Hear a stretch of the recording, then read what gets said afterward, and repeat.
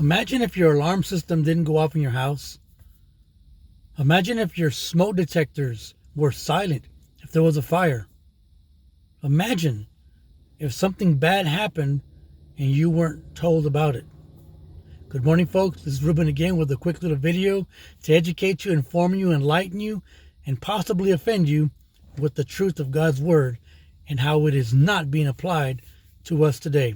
So let's think about that real quick. Let's think about the analogy of a home on fire and the smoke detectors are not going off. Let's think about the idea that you have an elaborate alarm system set up in your home, and when someone breaks in, the alarms don't go off. It'd be terrible, wouldn't it? Well, the same thing is true of the human heart. God has designed the conscience to alert us of something intruding into our soul. God has assigned us a personal way of knowing that we're being violated on the inside, emotionally, spiritually, and it's called a conscience. Everyone has it. But can you imagine if the conscience was shut off? Can you imagine if every time something bad happened on the inside to you, you weren't alerted? I think that's what's happening nowadays. I think people are getting into a habit, and you'll see what I'm talking about here in a minute. People are getting into a habit of silencing that personal alarm system because they don't like what it's alerting them to. So let's think about that for a second. I'm in sin, and God has designed my conscience to alert me that I'm in sin. And the alarms that are going off are guilt, shame, fear, all the things, if you remember, that Adam and Eve experienced when they partook of the forbidden fruit. They were in perfect union with the Lord, in perfect fellowship. They sinned and they ran in fear. They ran in shame. That's us today. When we sin, we're filled with fear, shame, guilt, regret. Those are the alarms. Those are the alarms going off telling us that something is wrong. But what are we doing? We're wanting to shut that alarm system off.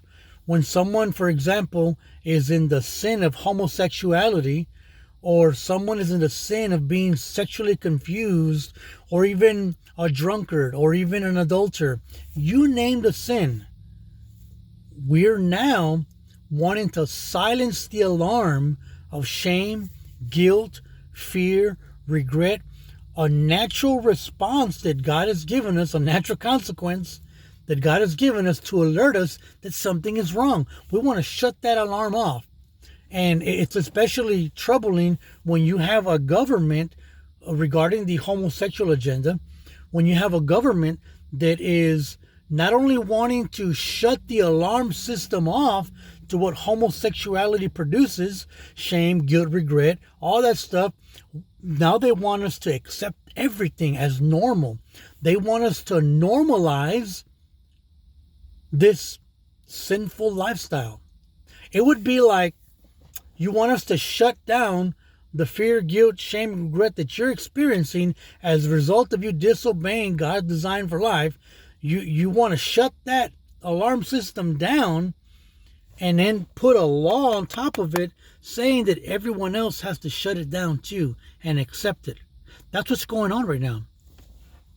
And it blows my mind that in a bizarre attempt to want to coddle and appease a fringe group, mind you, a little bitty portion of society, we want to shut down or help them shut down their personal alarm system of feeling rejected and shameful and guilt-ridden and everything, natural consequences of them living a sinful life. They want us to shut that down, put a law in place that makes everyone shut it down too, and normalize that lifestyle.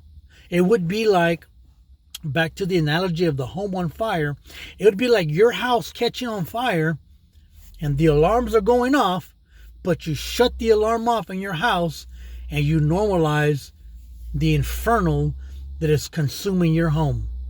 That's what's happening right now. That's exactly what's going on in our society when people are wanting to shut off the guilt, shame, regret, the fear, all the stuff that comes with sin. They want to shut that down and normalize the lifestyle that is creating those alarms. That's what's happening. They want to make that normal. It would be the same way as your house is on fire and you shut the alarm off and you let the house fall apart in flames. You normalize the flames. Isn't that crazy? And yet that's what's happening. Think about it. We shut off the alarms that tell us that something's wrong because, I don't know, you name it, and normalize the very thing that is telling us we're on fire. I can't do it. And I hope to God that you wouldn't do it either. So think about it. Are you normalizing the things that are setting off your alarms? Are you normalizing the very things that are producing guilt, shame, and regret within you? Are you shutting those things down because you don't want to deal with the sin, because you don't want to deal with the things that are separating you from God? Do you want people to normalize your sinful behavior for the sake of acceptance or whatever? I would pray that you would take a few moments and just think, why would I want to shut down my alarm system when it's an alarm system that God has designed to alert me that something is wrong? I don't want my physical house to catch on fire, which is why I have alarm systems set in place. And God doesn't want the soul of the human heart to be set on fire. And that's why he's given us a conscience. So honor the conscience. Honor God's alarm system, and obey it. Because if you sin, it's going to go off.